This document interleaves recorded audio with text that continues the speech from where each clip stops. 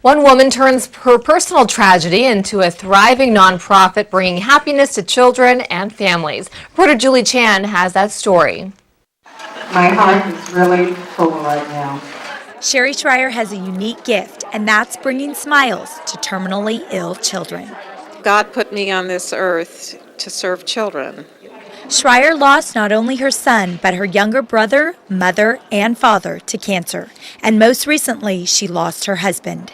He wrote it, and I was on the computer typing it up, and he created the hat, and I was on the sewing machine sewing up 50 prototypes until we got it the way he wanted it, and it just came out perfect.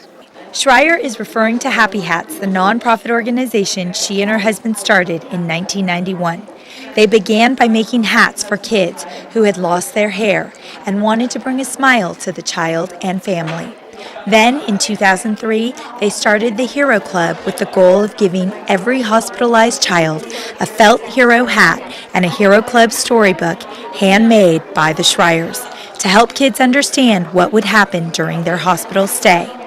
Happy Hats for Kids makes over 30,000 hats a year to celebrate 8 different holidays for young children. And I am sporting the St. Patrick's Day hat, which will be sent shortly to over 50 hospitals for children with cancer. Schreier has managed successfully for the last 23 years, despite only having 4 employees. Schreier says she relies heavily on volunteers, including inmates in state and federal prisons who sew the hats. There is also a program through the LA and Torrance Unified School Districts to have developmentally disabled teens work at the warehouse. Working with the different people, just helping out by giving back to the community.